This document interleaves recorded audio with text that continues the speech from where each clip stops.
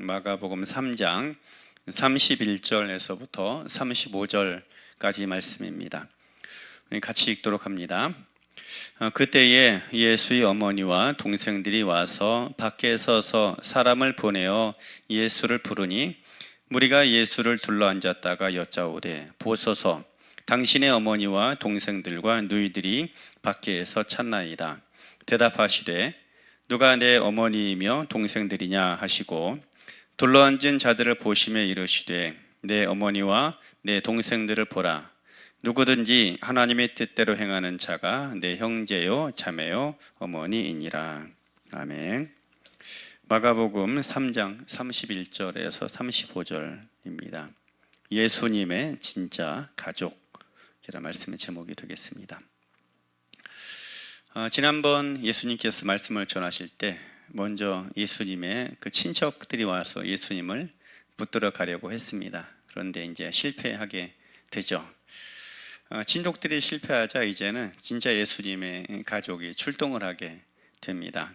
예수님 어머니 마리아 그리고 더불어서 예수님 육신의 동생 그 누이들이 함께 찾아왔던 것 같습니다. 그래서 예수님을 다시 이제 모셔가려고 데려가려고 했던 것입니다. 그 모습을 보고 여러 사람들이 예수님께 말하죠. 예수님 보십시오. 당신의 어머니와 동생들과 누이들이 지금 밖에 당신을 찾고 있습니다 라고 이야기하죠. 사람들이 그 이야기를 하고 예수님이 어떻게 반응하실지 아마 궁금했던 것 같습니다. 그때 예수님이 대답하십니다. 누가 내 어머니이고 내 동생들이냐 하는 이야기인 것이죠. 난데없이 엉뚱한 그런 대답을 듣게 되었던 것입니다. 이런 얘기죠. 도대체 누가 내 어머니고 누가 내 동생들인지 알긴 아느냐 하는 이야기인 것이죠. 그러면서 어떻게 보면 바깥에서 이 말을 들었던 예수님 어머니하고 동생들이 매우 서운하지 않았을까 그런 생각도 해보게 됩니다. 이 말씀을 통해서 우리가 다시 새롭게 알아야 할 것이 있습니다. 그 예수님의 그 진짜 가족이 과연 누구냐 하는 이야기인 것이죠. 예수님의 참다운 가족이 과연 누구일까 하는 것입니다. 우리들이 일반적으로 생각할 때 가족이라고 하면 일단은 혈연 공동체입니다. 피로 맺어진 관계라는 것입니다. 그것이 이제 가족의 첫 번째 출발이기도 합니다. 오늘날에 그 외에도 다양한 그런 이유로 인해서 가족이 되는 경우들도 있기는 합니다만 일단 기본은 혈연 공동체가 바로 가족이 되는 것입니다. 하지만 예수님께서는 그렇게 말씀하지 않으십니다. 진짜 가족은 따로 있다라는 거죠. 그러면 누가 참다운 가족이냐 할 때 두 가지를 이야기를 하십니다. 첫 번째로는 가치관, 그리고 두 번째로는 사명이라는 것입니다. 35절에서 말씀하신 바가 바로 그거죠. 누구든지 하나님의 뜻대로 행하는 자가 내 형제요 자매요 어머니이라 하는 것입니다. 여긴 바로 그 두 가지 의미가 담겨져 있습니다. 그래서 첫 번째는 무엇인가 하면 가치관인 것입니다. 가치관이 하나님의 뜻과 하나님과 같아야 한다는 것이죠. 내 삶 속에서 우리가 중요하게 생각하는 판단의 기준이 있습니다. 하다못해 물건을 정리할 때도 그냥 하지 않고 내가 중요하다고 생각하는 것대로 정리를 하고 또 버릴 것도 내가 생각하는 가치 기준에 따라서 버릴 것과 보관할 것을 결정하게 됩니다. 우리의 삶은 모두가 다 가치관이라는 그런 기준을 가지고 판단하고 살아가고 분별하게 되어져 있는 것이죠. 그런데 이 가치 기준이 하나님과 같아야 한다라는 것입니다. 그래서 하나님께서 중요하게 여기시는 것을 나도 중요하게 여길 줄 알아야 한다는 것이죠. 하나님께서 우선해서 일하시는 것을 또한 나도 중요하게 우선해서 일할 수 있는 그런 삶이 되어야 한다라는 것이죠. 그래서 하나님의 가치관과 나의 가치관이 같아질 때 바로 그것이 하나님의 가족이 된다 의미인 것이죠. 예수님께서 당시에 말씀하시기를 누가 내 가족이냐, 내 형제냐, 내 어머니냐, 하나님과 같은 뜻을 가지고서 같은 가치 기준을 가지고서 살아갈 때 바로 그것이 참다운 가족이 되리라고 말씀하고 있는 것입니다. 세상의 가족은 앞서 말씀드렸던 것처럼 혈연 관계만으로 능히 충분합니다. 그러나 하나님의 가족은 하나님 나라 가치관을 가지고 있어야 합니다. 그것이 하나님의 가족, 예수님의 가족의 절대적 기준이다라는 거죠.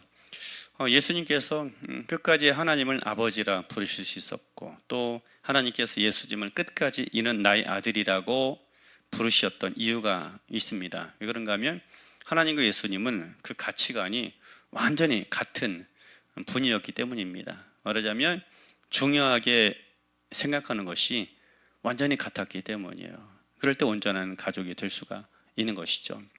하지만 사실 이것이 쉽지는 않습니다. 왜냐하면 사실 나 자신, 우리 스스로도 가치 기준이 날마다 때로 변화되기도 합니다. 이른바 변덕이 좀 있다라는 거죠. 사람마다 다 그러한 것입니다. 그런데 나 스스로도 일관된 가치관을 가지고 가치 기준을 가지고 판단하고 살아가기 어려운데, 하나님과 나의 기준을, 나의 가치 기준을 맞추고 살아간다는 것은 정말 어렵고 힘든 그 일인 것이죠. 그래서 어떤 노력이 있어야 되는가 하면 하나님의 뜻 앞에 나 자신을 복종시키는 그런 분투함, 싸움이 있어야 합니다.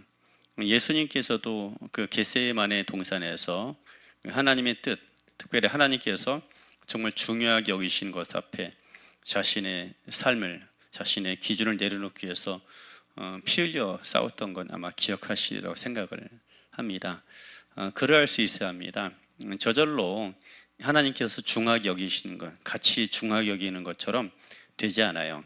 성령께서 내 마음을 새롭게 하시도록 내 마음을 내어드리고, 또 하나님이 중하게 여기시는 대로 나의 삶을 계속해서 내어드리는 그런 헌신과 희생이 있어야 합니다. 그래야 할 때 하나님의 가족으로서 하나님과 같은 가치 기준을 가진 자로 살아갈 수가 있는 것이죠. 그래서 가족은 이 사람이 결정하든 저 사람이 결정하든 어쨌든 방향이 같고 결과가 그 결과값이 같이 나오는 것, 이것이 바로 가족인 것이죠. 그러기 위해서는 가치 기준이 같아야 된다라는 것이죠. 그럴 때만 진정한 하나님의 가족이 될 수가 있는 것입니다. 그리고 또 35절에서 말하는 바 진짜 가족이 가지고 있는 두 번째 조건은 사명입니다. 사명. 무엇을 위해 살아가느냐 하는 것이죠. 하나님의 가족, 예수님의 가족은 하나님의 나라를 전파하기 위해서 살아가는 것입니다. 말하자면 하나님이 참으로 온 세상의 왕이시다. 그 왕이 온 세상을 통치하신다. 왕이신 하나님이 통치할 때 우리 영혼이 살아나고 우리 마음이 살고 육신이 새로워지고 관계가 참으로 온전해질 수 있다라는 것입니다.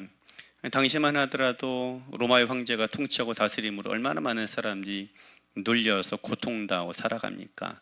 그들에게 왕이신 하나님이 통치가, 하나님의 다스림이 임할 때 어디에서도 맛볼 수 없었던 참다운 평강과 소망을 누릴 수 있게 되는 것입니다.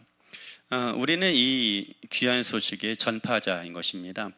예수님이 이제 왕이시죠. 예수님 왕으로 선포되셨고 능력을 가진 하나님 아들로 선포되셨다라고 로마서 1장 2절에서 이야기합니다. 그러므로 우리는 예수님의 가족으로 살아가기 위해서 해야 될 것이 있습니다.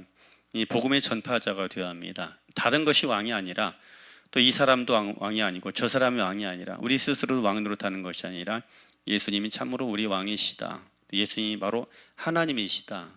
예수님이 바로 복음 그 자체 본질이시다라는 것을 전파할 수 있어야 합니다. 그럴 때 참으로 우리가 예수님의 참다운 가족으로서 살아갈 수 있게 되는 것입니다.